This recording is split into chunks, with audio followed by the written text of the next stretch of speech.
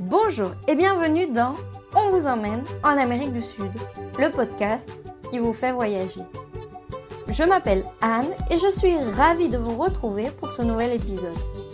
Les agences Exception et moi-même sommes enchantés de vous faire partager notre passion pour l'Amérique du Sud et de vous faire découvrir nos destinations préférées en Argentine, en Bolivie, au Chili, au Paraguay et au Pérou. Cette semaine, c'est avec Anaïs que nous partons découvrir l'Estancia Cerro Guido en Patagonie chilienne.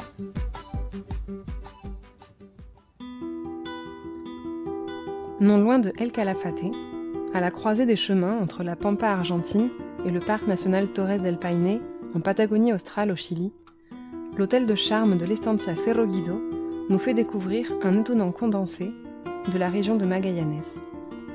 Elle s'est alliée découverte des traditions locales et aperçu des splendides paysages de cette région.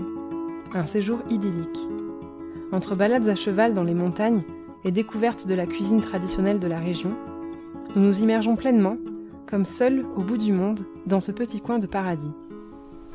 Après quelques heures passées à admirer des plaines à perte de vue, en sillonnant les routes patagones depuis El Calafate, nous arrivons dans l'hôtel lodge Cerro Guido, installé dans une estancia des plus typiques. La propriété s'étend sur plus de 90 000 hectares et se fond harmonieusement dans le cadre de la steppe chilienne que nous côtoyons depuis que nous avons quitté l'Argentine. Partout autour de nous, tout n'est que nature sauvage et comme immaculée, si retirée du reste du monde qu'on a l'impression d'être les premiers à poser nos yeux sur ce tableau à couper le souffle. Nous prenons nos quartiers dans nos coquettes chambres dont les charmantes cheminées sont un véritable appel à la lecture au coin du feu, dans une quiétude sans égale. La chambre est décorée de manière simple mais avec goût, on s'y sent tout de suite chez soi. Nous y apprécions le charme de l'endroit qui a su conserver ses couleurs locales sans pour autant devenir vieillot.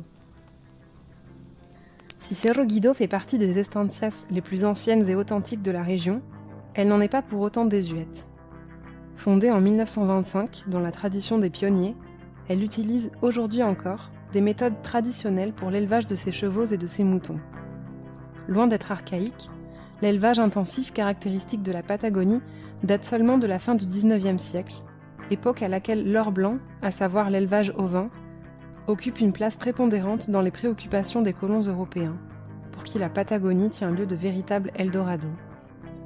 C'est un groupe de colons originaires de Grande-Bretagne et initialement basé à Punta Arenas, qui se rend compte du véritable potentiel de la région, dont l'élevage est jusqu'alors développé de manière très modeste.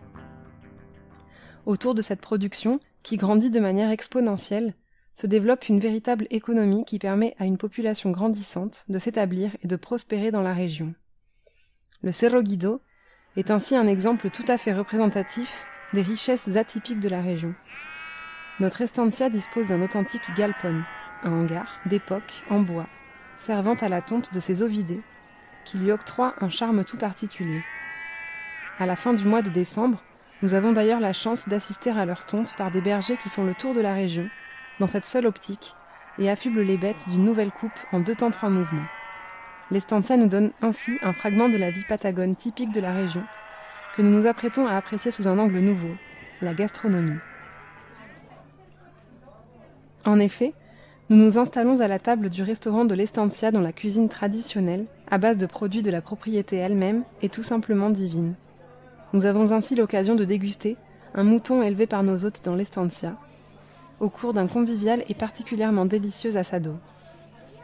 Le repas cuit au feu de bois ravit nos papilles comme nos estomacs, que nous emmenons ensuite en balade digestive. Perchés sur le dos des chevaux de l'Estancia, nous traversons d'immenses étendues, toujours plus verdoyantes, et admirons la vue incroyable dont nous jouissons d'ici, sur le parc Torres del Paine et sur les Andes. Nous débutons notre périple post-méridien juste derrière le casco de l'Estancia et découvrons les paysages de la Sierra Baguales, sur laquelle se situe la propriété et dont la beauté n'a rien à envier à celle du parc Torres del Paine. C'est pour nous également l'occasion de nous familiariser avec la faune locale, puisque nous avons la chance inouïe de croiser le chemin d'un huemul, petit cerf d'Amérique du Sud. Se promènent aussi, çà et là, quelques guanacos, cousins des lamas, que nous prenons un plaisir amusé à observer. Pour les plus téméraires, il est possible de traverser la propriété à pied ou encore à vélo. Nous finissons notre journée par un repas, une nouvelle fois tout à fait exquis, accompagné par un excellent Malbec issu de la remarquable cave proposée par nos hôtes. Rénovée il y a quelques années, cette estancia nous étonne par sa double nature, à la fois authentique et élégante, et représente de ce fait un cadre idéal pour nous imprégner du mode de vie local. Du haut de la terrasse, nous nous laissons envahir par le calme et la sérénité qui émanent d'une nature aussi paisible et florissante, avant de regagner nos appartements pour plonger, tête la première, dans les bras de Morphée. Égayés par le bol d'air frais de la veille et la nuit sereine qui vient de s'achever, nous profitons du soleil matinal, aussi radieux que la journée qui s'offre à nous. Après un voyage dans le temps, voire hors du temps, nous reprenons la route en direction du parc Torres del Paine, dont la nature authentique ne saurait rivaliser de beauté avec le charme incontestable de notre gîte de la veille.